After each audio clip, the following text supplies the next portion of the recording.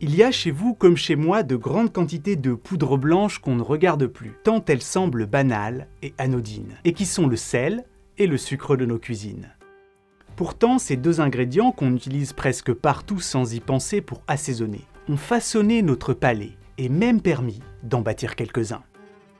Pendant des millions d'années, ces deux goûts, sucré et salé, étaient rares, précieux et avidement recherchés, car nous sommes, comme de nombreux autres animaux, conditionnés par l'évolution pour être en quelque sorte accros à ces poudres et à leurs goûts, qui nous sont bien plus agréables que l'amer ou l'acide. Le sel, pour commencer, est juste vital pour l'ensemble des créatures sur Terre. On peut même dire que les animaux terrestres ne sont d'une certaine manière jamais vraiment sortis de la mer. Ils ont juste emporté l'océan avec eux. Notre corps, vous le savez, est principalement composé d'eau, à laquelle il ne faut pas oublier d'ajouter une grosse pincée de sel. Pourtant, plus on s'éloigne des côtes, plus le sel se fait rare dans l'environnement.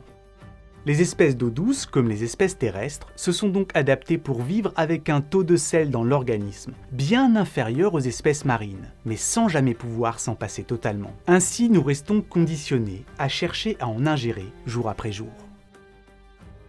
En moyenne, il y a quelques 35 grammes de sel par litre d'eau de mer. Pour le dire autrement, près de 3,5% de la masse totale des océans est due au sel dissous dans l'eau. Dans notre sang, c'est 0,5% de la masse totale qui est constituée de sel. Pour une personne de 70 kg, cela représente tout de même près de 70 cuillères à café de sel. Et toutes les espèces animales terrestres en ont besoin, pour le fonctionnement de leurs cellules, de leurs muscles ou de leur système nerveux. C'est d'ailleurs ce qui pousse les herbivores à lécher des cailloux qui en contiennent, et les fourmis à boire la transpiration riche en sel d'autres animaux. Le sucre, lui, c'est de l'énergie pure pour le fonctionnement de nos muscles et de notre cerveau, qui nous félicite abondamment à chaque fois qu'on lui en présente. Les plantes se sont d'ailleurs servies de son pouvoir addictif pour faire travailler les insectes en échange de nectar. Elles ont même réussi à rendre addicts les colibris, qui passent beaucoup de temps à chercher à s'en procurer, alors qu'ils n'ont pas de récepteur gustatif pour le goût sucré. Étant donné qu'ils descendent d'une longue lignée d'oiseaux carnivores en ligne droite de leurs ancêtres dinosaures. Les plantes ont également réussi à mettre à leur service de beaucoup plus gros animaux, en enrobant leurs graines d'une chair sucrée, une fois mûres, pour qu'ils s'en délectent et les transportent dans leur tube digestif. Si bien que l'existence du sucre a, en quelque sorte, indirectement donné des ailes au pollen et des pattes aux graines. Il n'existe d'ailleurs dans la nature aucune plante qui soit à la fois toxique et sucrée. Alors aujourd'hui, on va partir explorer les folles histoires de ces deux poudres blanches et nous plonger dans les impacts spectaculaires qu'elles ont eus sur l'humanité. Mais avant cela, laissez-moi remercier le partenaire de cette vidéo, grâce à qui l'on peut se lancer dans des épisodes aussi longs, à savoir Inconi. Si votre boîte mail ressemble à une mer morte saturée de messages, si chaque jour vous recevez des flots de sollicitations non désirées et des appels automatiques aussi sucrés qu'artificiels, il est peut-être temps de désaliniser tout ça. Et c'est précisément ce que fait Inconi. Ils viennent dissoudre grain par grain toutes les informations personnelles vous concernant qui traînent sur le net et sont au quotidien aussi désagréables que du sel sur une plaie ouverte. Car lorsque vous écumez Internet, toutes les informations que vous laissez traîner telles que nom, adresse, numéro de téléphone ou email sont souvent collectées pour être revendues et brassées sans fin par des courtiers en données. Alors vous pourriez bien sûr tenter d'enlever vous-même à la petite cuillère chaque grain de cette mer d'informations. Mais soyons honnêtes, autant essayer de retirer le sel d'un océan. Et c'est là qu'Inconi entre en scène, en s'occupant pour vous de réaliser toutes les démarches fastidieuses nécessaires pour que vos informations soient tout bonnement effacées des bases de données où elles étaient stockées. Et voilà qu'en quelques clics, vous avez réduit les risques d'arnaque, de vol d'identité, et que votre boîte mail, débarrassée des messages qui tentent de vous vendre des choses aussi improbables qu'inutiles, respire et reprend des couleurs. Pour essayer les services d'Inconi et faire un grand ménage numérique, il vous suffit de passer par le lien qui s'affiche ici et sous la vidéo. Avec le code balade mentale, vous bénéficiez même d'une réduction de 60% pour tout abonnement d'1 an. Et pour ça, un grand merci à eux. Ceci étant dit, revenons à nos deux fabuleux cristaux. Même si le sucre pur et le sel de nos cuisines sont souvent visuellement si similaires qu'on pourrait les croire sœurs, ces deux poudres ont des origines extrêmement différentes. Ce qu'on appelle le sucre, c'est du saccharose. Il appartient à la grande famille des sucres qu'on appelle aussi les glucides. Celui-là, le saccharose, est en fait composé de deux sucres, un glucose et un fructose, qui ressemblent à ça quand on écrit leur formule chimique. Ces deux sucres, on dit qu'ils sont simples, mais ne vous y trompez pas, rien n'est simple chez les sucres, car ils sont le fruit d'une chimie organique, une chimie complexe, extraordinaire, que seul le vivant réalise. En fait, ces molécules de sucre sont si complexes qu'en découvrir sur une autre planète démontrerait presque instantanément la présence de la vie ailleurs, dans l'univers.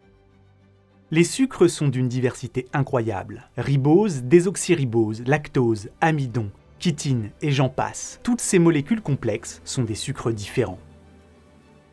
L'immense majorité d'entre eux n'ont d'ailleurs pas le goût de sucre, mais ils en ont la structure moléculaire. Certains servent à stocker de l'énergie, d'autres, comme la chitine, forment la carapace des insectes. Et d'autres sont à la base de l'ADN et de l'ARN. Avec les protéines et les lipides, les sucres sont les principaux constituants de la vie, qu'elle soit animale, végétale ou bactérienne.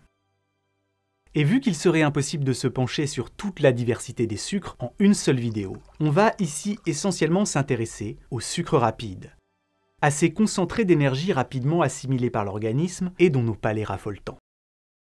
De l'autre côté, ce qu'on appelle communément le sel est beaucoup plus simple. Sa formule chimique, NaCl, est d'une simplicité déconcertante en comparaison de celle des sucres, même si lui aussi appartient à une famille chimique beaucoup plus vaste, celle des sels.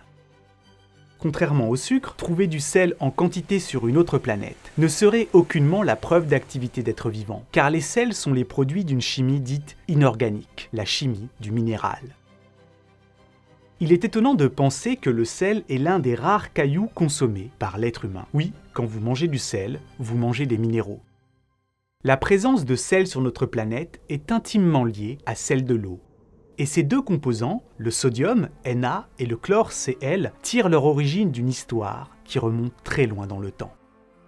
Le chlore a été recraché en grande quantité sous forme de gaz par l'intense activité des volcans qui parsemaient le globe il y a de cela près de 4 milliards d'années. Puis, progressivement, cet élément a été extrait de l'atmosphère par des millions d'années de pluie torrentielle qui l'ont dissous dans l'eau. Quant au sodium, l'autre composant du sel de table, il est présent dans les roches de surface, d'où les pluies en ont progressivement arraché une partie. Une fois dissous dans l'eau, ces deux éléments se sont rencontrés. Ils ont rendu nos océans salés et ne se sont depuis pratiquement plus quittés. Précisons que les sels, au sens chimique du terme, sont simplement des cristaux constitués de deux ions opposés qui se sont collés. Le plus célèbre, celui dont nous parlons dans cette vidéo, c'est le chlorure de sodium, Na+, plus Cl-, notre sel de table. Mais il en existe des centaines de milliers d'autres, dont les plus connus sont ceux dont vous voyez actuellement les noms défilés à l'écran. Nitrate de potassium, sulfate de calcium, carbonate de sodium, chlorure de magnésium, bicarbonate de sodium, sulfate de magnésium sont tous des sels. Mais ces centaines de milliers d'autres sels sont beaucoup plus rares dans la nature. Et d'un point de vue physiologique, même s'ils peuvent pour certains nous apporter des minéraux essentiels, ils ont infiniment moins d'intérêt que le chlorure de sodium. Pour vous en convaincre, songez que lorsqu'ils sont dissous dans l'eau de notre corps, les ions chlore et sodium se séparent et vont participer, chacun de leur côté, à rendre possible des mécanismes chimiques qui nous sont vitaux. Le sodium joue un rôle central dans les processus de transmission nerveuse et de contraction musculaire, tandis que le chlore participe à la production d'acide chlorhydrique, indispensable à la digestion et à la régulation de l'acidité du sang. Et l'un comme l'autre sont essentiels pour assurer l'équilibre en eau de nos corps. Au-delà de notre sel de table, les sels au sens large ont presque toujours besoin d'eau pour se former, car c'est elle qui dissout les minéraux, sépare les ions, les transporte, les concentre, leur permet de se rencontrer et de se lier, jusqu'à s'accumuler en formant des cristaux, des croûtes, des gisements. Et vu que c'est dans l'eau que les sels naissent, voyagent et se déposent, les missions d'exploration menées sur la planète Mars tentent d'y débusquer la présence de gisements de sel. Car là où il y a des sels, il y a sûrement eu de l'eau. Et là où il y a eu de l'eau, il y a peut-être eu de la vie. Vous voyez l'idée, on préférerait trouver des sucres, mais les sels restent intéressants. Dans l'histoire de notre planète, le sel vient donc avant le sucre. Et il en va de même dans l'histoire humaine. L'utilisation et la production de sel sous forme de cristaux ou de saumure, c'est-à-dire sous sa forme dissous dans l'eau, remonte au néolithique. Et elle est intimement liée à la sédentarisation et à la domestication. Car lorsque les humains cessent de courir le gibier et se posent dans les premiers villages, qu'ils se sédentarisent et domestiquent plantes et animaux, ils transforment leur régime alimentaire. Avec l'invention de l'agriculture, nos ancêtres se mettent à manger plus de plantes, et surtout de céréales, qui sont beaucoup moins riches en sel que la viande. Et puis, avec la sédentarisation, un autre énorme défi à relever apparaît, celui de conserver les aliments. Car si l'on ne suit plus les bêtes sauvages, on ne peut plus chasser au jour le jour. Il faut donc être capable de stocker la nourriture pour espérer passer la mauvaise saison. Et pour cela, rien de mieux que le sel, qui permet de conserver les aliments. Alors on sale la viande, le poisson et même le lait que l'on transforme en fromage. Dans la foulée de la maîtrise de l'élevage, du sel est même donné en offrande aux animaux, car celui-ci a pour effet de booster la lactation. Du bétail qui ne manque pas de sel, c'est un cheptel en meilleure santé, qui produit plus de lait et qui grandit plus rapidement. Bref, en peu de temps, le sel est devenu à la fois une sorte de complément alimentaire, un outil de conservation et d'amélioration des rendements des élevages. Le sucre, lui, est également impacté par la révolution du néolithique et ses vagues de domestication. Car si beaucoup de fruits mûrs sont sucrés, ils l'étaient pour la plupart beaucoup moins avant que l'être humain ne vienne y mettre son grain de sel, en sélectionnant les plantes donnant les fruits les plus gros, les plus juteux et les plus gorgés de sucre. Et si le sel est essentiel, le sucre, lui, est infiniment désirable. Jusqu'à nous pousser à faire des folies. Car contrairement au sel, rien dans notre palais ou notre cerveau ne nous fait jamais dire qu'il y en a trop.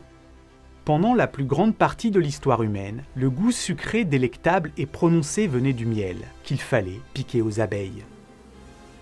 Bien sûr, nous ne sommes pas les seuls à être assez addicts pour prendre le risque de se frotter à leur dard. Mais nous sommes les seuls à avoir domestiqué ces sociétés d'insectes dans l'espoir de pouvoir profiter de leur production miraculeuse.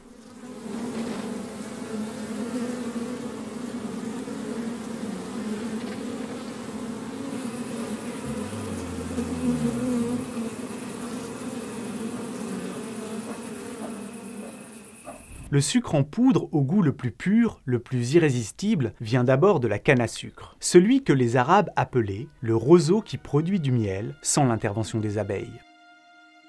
Cette grande herbe tropicale, qui peut atteindre entre 2 et 6 mètres de hauteur, est originaire de Nouvelle-Guinée, où elle est cultivée par les humains depuis le néolithique.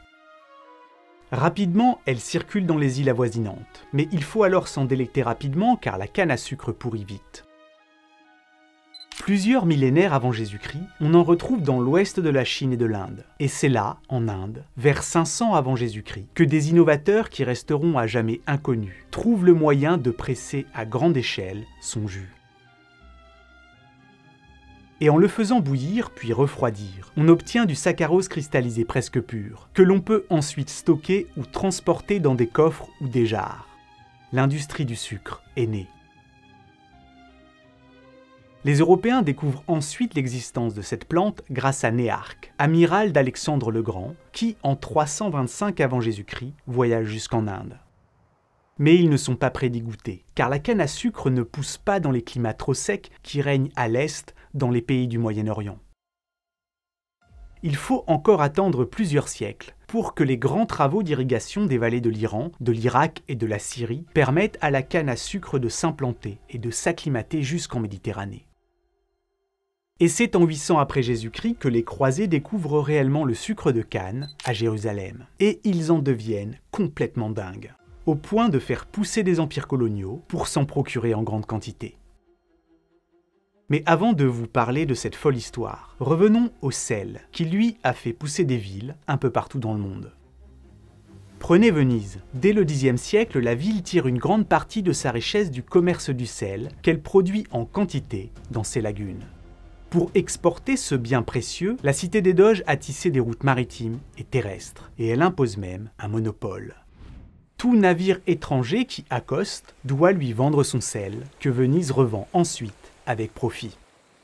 Si bien que le commerce de ces cristaux finance sa flotte, ses palais, son influence, et la ville devient progressivement un carrefour commercial majeur en Méditerranée. Car sur la route du sel qu'elle contrôle, circulent également soieries, épices et porcelaines qui arrivent du lointain Orient. Mais le sel n'est pas uniquement exploité dans des marais salants, il peut aussi être miné, comme à Salzbourg en Autriche, qui veut littéralement dire le château du sel, et doit sa prospérité aux mines de sel qui sont exploitées dès l'âge de bronze dans les Alpes. Ou encore à Hallstatt, ville construite au pied d'une des plus anciennes mines de sel du monde, et que les routes ont transformée en carrefour commercial important. La plus grande mine de sel à être exploitée aujourd'hui se trouve sous le lac Huron, au Canada. Ce gisement qui s'est déposé il y a près de 430 millions d'années, à une époque où les plantes et les arthropodes commençaient tout juste à coloniser les terres émergées, est actuellement situé à près de 500 mètres de profondeur. Et de ces 160 km de galeries, les 600 mineurs et leurs machines qui y travaillent sortent 8 millions de tonnes de sel par an. La prochaine fois que vous achetez du sel de l'Himalaya, dites-vous que celui-ci vient très probablement de la mine de Kerwa, située dans les contreforts du Punjab, au nord du Pakistan, à 300 km des plus grands sommets du monde. C'est de là qu'est extrait ce sel fossile 2 fois plus ancien que celui provenant de la mine de Godrich, et qui a été formé par l'évaporation d'une mer intérieure, il y a de cela 800 millions d'années, avant d'être ramené en surface par la formation de l'Himalaya. Ce qui, soit dit en passant, ne lui confère aucune propriété particulière, mais permet d'ajouter un peu d'histoire dans vos plats. Car chaque grain de sel que vous portez à la bouche est une archive minérale fondue dans la soupe. Et vous serez peut-être comme moi étonné d'apprendre que sur les 400 000 tonnes de sel extraits de cette mine chaque année, seul 30% est destiné à l'alimentation. Le reste est utilisé pour l'industrie, notamment dans les cosmétiques ou pour saler les routes. En Europe, plusieurs mines de sel sont si vastes qu'elles accueillent même des églises, directement taillées dans les dépôts salins.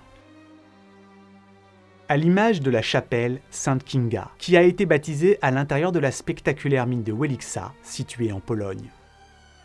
La présence de toutes ces mines de sel ne dépend pas du climat. On en trouve réparties un peu partout autour du monde, où, à des périodes très différentes de l'histoire de notre planète, des océans peu profonds ont existé. Puis les plaques tectoniques ont bougé, les eaux se sont évaporées, laissant derrière elles des couches de cristaux de sel piégés sous les sédiments. Toutes ces villes minières doivent donc leur prospérité à la manière dont la Terre garde le souvenir de la mer. Un souvenir parfois très ancien.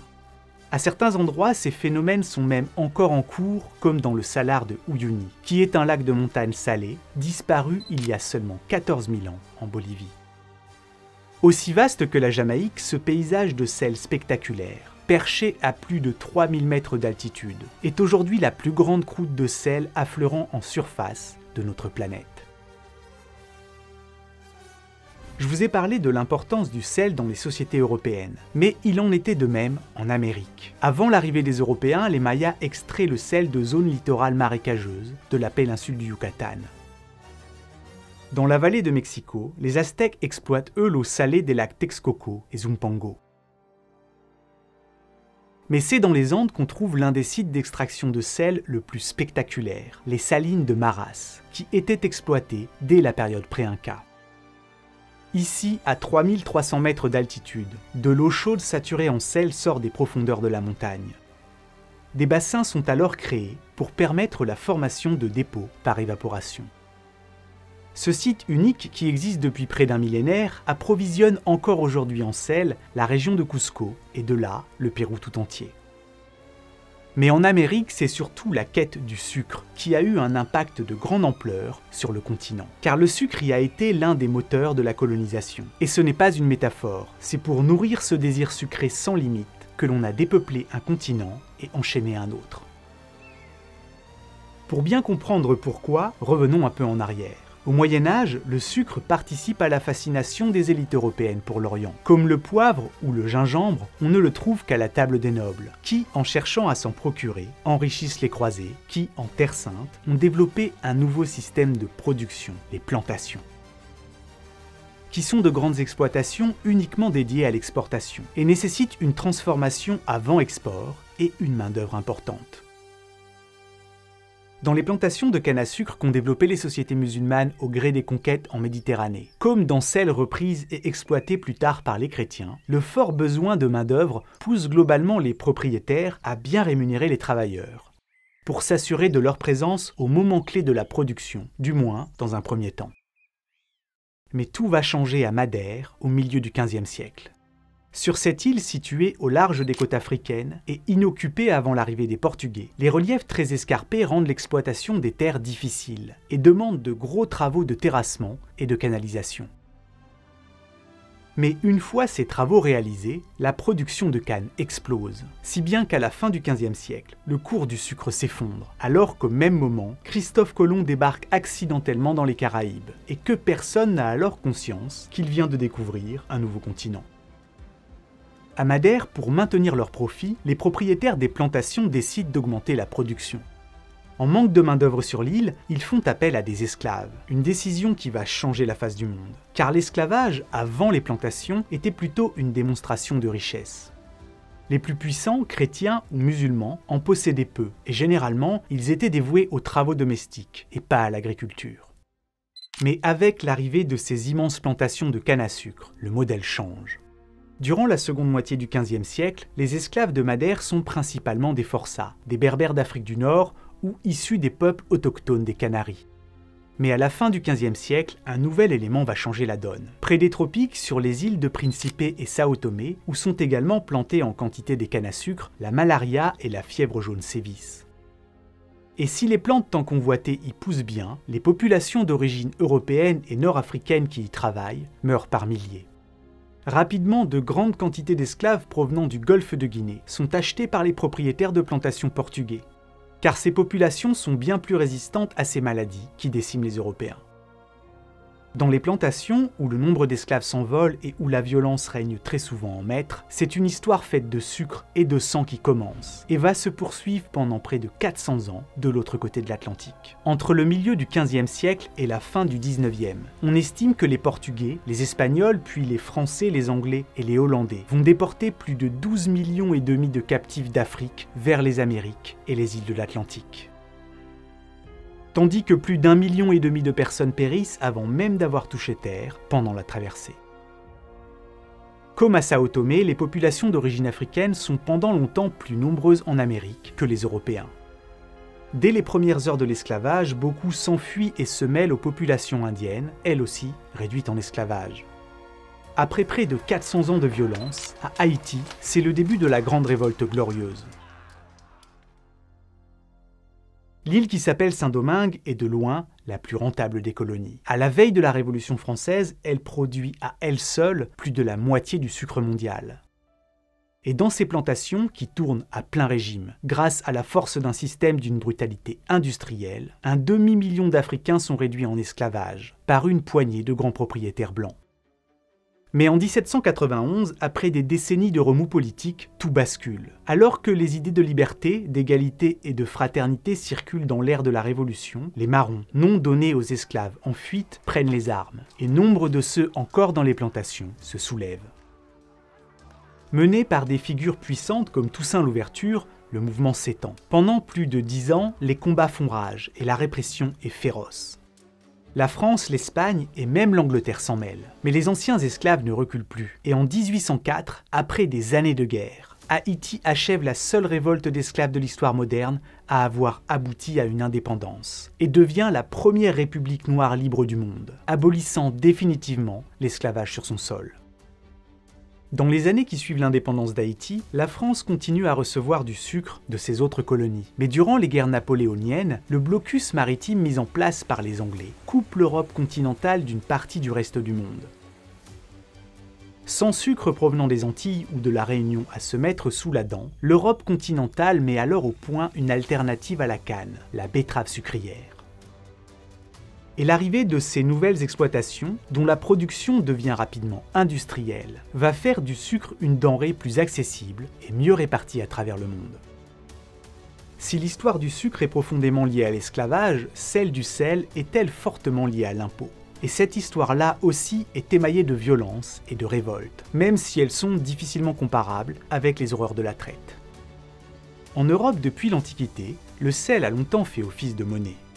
Les soldats romains recevaient un salarium, une prime en sel, d'où dérive d'ailleurs notre mot salaire. Des routes du sel quadrillaient alors les continents, de Tombouctou au Maghreb, de la mer Adriatique à l'Europe centrale, de Venise jusqu'au col alpin emprunté par les mulets chargés d'or blanc. En Chine, les routes du sel prennent la forme de canaux et permettent à l'Empire de contrôler sa distribution. Un monopole qui a permis aux empereurs chinois à la fois de percevoir l'impôt et d'imposer un contrôle sur les populations. Partout à travers le monde, le sel a été indispensable à la conservation, mais aussi pour l'élevage et la consommation. Au Tibet, des caravanes de yaks traversent régulièrement l'Himalaya. Dans le Sahara, les routes transsahariennes mythiques voient passer des caravanes de dromadaires, chargées de lourdes plaques de sel. Et vu que le sel est également une denrée qu'on ne peut pas substituer, cela en fait un produit parfait à taxer, une sorte de TVA des anciens régimes. Pendant plus de 4 siècles, en France, cette taxe porte un nom, la gabelle. Instaurée en 1342, ce prélèvement va muter au fil du temps pour devenir l'un des impôts les plus impopulaires de l'Ancien Régime. Officiellement, la gabelle sera supprimée en France aux premières heures de la Révolution. Elle aura quand même duré près de 450 ans. Et cette taxe avait de quoi rendre fou, car elle s'appliquait non seulement sur l'achat, mais aussi sur la possession du sel. Pire, elle imposait une quantité obligatoire à acheter, même si vous n'en aviez pas besoin. Ainsi, chaque personne de plus de 7 ans devait acheter un minimum de sel par an, au prix fixé par l'État et bien au-dessus du cours du marché. Le royaume de France était même découpé en zones fiscales, avec les pays de Grande Gabelle, où la taxe était lourde, et celle de Petite Gabelle, où elle l'était un peu moins. Et enfin, les pays rédimés, qui avaient racheté leur exemption de gabelle et ne la payaient plus du tout.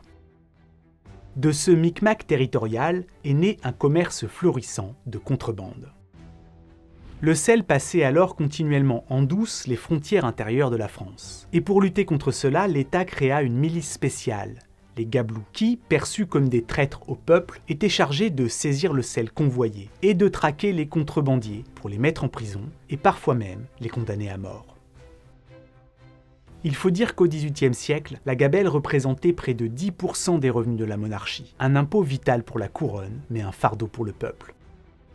De cette injustice saline découlent des révoltes à répétition, dont certaines sont restées dans l'histoire. En 1548, lors de la révolte des Pitot, qui éclate dans le sud-ouest de la France, des collecteurs sont tués, des entrepôts incendiés et la répression impitoyable fait pendre plus de 300 insurgés.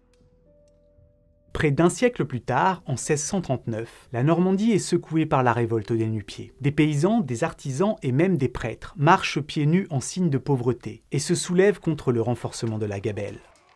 Le pouvoir central mate violemment la révolte et l'armée royale tue plusieurs centaines d'hommes et détruit des villages entiers. Mais on ne répond pas à l'injustice par l'autoritarisme. En 1789, même si la Révolution française éclate pour des raisons multiples, le sel y a mis son grain. Un siècle et demi plus tard, de l'autre côté de l'hémisphère, en Inde, c'est encore le sel qui cristallise les colères et attise la révolte. Avec une poignée de sel historique qui fait trembler le plus grand empire que la Terre ait porté. En 1930, l'Inde est encore sous domination britannique. Et parmi toutes les injustices imposées par la colonisation, il y en a une, modeste en apparence, mais insupportable dans le quotidien, le monopole du sel. Il est alors interdit pour un Indien de produire ou de récolter son propre sel. Tous les cristaux de sel, y compris ceux que les vagues laissent gratuitement sur le rivage, doivent être contrôlés et taxés par l'administration coloniale. C'est contre cette injustice que Gandhi va organiser une des actions les plus puissantes de l'histoire de la résistance non violente, la marche du sel. Le 12 mars 1930, il part à pied avec 78 compagnons, depuis son ashram de Sabarmati, en direction de la mer d'Arabie. À mesure que cette lente procession de 390 km à travers les villages du Gujarat progresse, elle est de plus en plus suivie, filmée, commentée et même observée par le monde entier. Gandhi et ses compagnons avancent en silence, et chaque étape voit grossir leur rang. Des milliers de paysans, d'intellectuels, de travailleurs rejoignent le cortège, et quand, après 24 jours de marche, ils atteignent enfin la mer, Gandhi se penche sur la plage et ramasse une poignée de sel. Un geste minuscule pour une portée symbolique immense. Car saisir ce sel dont il n'a pas payé la taxe est un acte illégal. Cette marche ouvre la voie à des centaines d'actions similaires. À travers tout le pays, des gens se mettent à produire, échanger et vendre du sel en désobéissant aux lois britanniques. L'administration coloniale réagit durement. Plus de 60 000 personnes sont arrêtées et Gandhi envoyé en prison où il restera 9 mois. Mais le grain est semé. En Inde, cette marche du sel, c'est un basculement. La preuve que la non-violence peut fissurer les plus grandes puissances. Et un événement qui attire l'attention du monde entier sur la cause indienne, renforce la cohésion du mouvement indépendantiste et pousse l'Empire britannique à négocier. Parfois, il suffit d'un rien, une marche, une poignée de sel, et une foule qui n'oublie pas le goût de la liberté. Depuis cette marche du sel, près d'un siècle s'est écoulé, et la majorité des pays du monde sont aujourd'hui frappés par un mal nouveau, apparu dans les sociétés dites de la consommation, où la concurrence libre pousse les industriels à chercher à nous vendre toujours plus, quitte à devoir pour cela rendre leurs consommateurs captifs, dépendants et en partie malades. Et pour développer la servitude volontaire, rien de mieux que le sucre. Pas seulement sous forme de saccharose, mais aussi de glucose, fructose, sirop de maïs, maltodextrine ou lactose déguisée. Selon l'Organisation mondiale de la santé, notre consommation excessive de sucre libre, c'est-à-dire ceux que l'on ajoute aux aliments transformés, sont en grande partie responsables d'une gigantesque pandémie de diabète, d'obésité et de maladies cardiovasculaires. Aujourd'hui, à travers le monde, plus de 2 milliards de personnes sont en surpoids. Couplé à une vie trop sédentaire, ce surpoids déclenche différentes maladies, dont le diabète de type 2, car à force d'être exposé à trop de sucre. Le pancréas, qui produit l'insuline, l'hormone qui régule ses concentrations dans l'organisme, s'épuise. Et les conséquences de cette perte d'efficacité sont aussi sévères que multiples. Difficultés à cicatriser, troubles de la vision, insuffisance rénale, infarctus ou AVC. Et le plus perfide dans tout ça, c'est que le diabète augmente la sensation de soif et de faim dans un cercle vicieux sans fin. On estime que les dépenses liées à ces pathologies qui touchent principalement la part de la population la plus pauvre vivant dans les pays les plus riches se chiffrent en milliards de dollars chaque année. Dans une moindre mesure, le sel fait lui aussi des ravages. Pour la majorité d'entre nous, nos reins font leur travail et éliminent l'excès sans broncher. Mais une partie de la population, telle que les hypertendus, les personnes âgées, les insuffisants rénaux ou les cardiaques, voient leur système cardiovasculaire s'abîmer d'année en année. Car lorsque l'on mange trop salé et que les reins ne parviennent pas à évacuer l'excès, on stocke alors plus d'eau, ce qui augmente la pression artérielle et abîme l'ensemble de la tuyauterie. Tandis que le cœur doit battre plus intensément à chaque pulsation pour irriguer l'organisme. Sachant cela, on pourrait croire que la solution à ces maux est simple. Il suffit de diminuer la quantité de sel et de sucre. Mais c'est oublier que ces deux poudres blanches, autrefois rares et aujourd'hui abondantes, occupent une place de choix dans notre machine désirante. Elles sont implantées dans notre cerveau par des millions d'années de conditionnement évolutif et à grands coups de marketing par les industriels qui utilisent nos désirs pour soulever leurs empires. Deux éléments, l'un provenant d'océans et de mers asséchées qui nous racontent une histoire souvent lente de dépôts souterrains, et l'autre issu d'une sève qui remonte et cristallise, qui nous parle des vivants, de leur histoire parfois terrible et de leur fonctionnement. Preuve que l'extraordinaire se cache souvent dans le moindre recoin du quotidien. Deux éléments rangés dans vos placards qui contiennent un petit peu d'une grande histoire, qui, je l'espère, vous aura plu.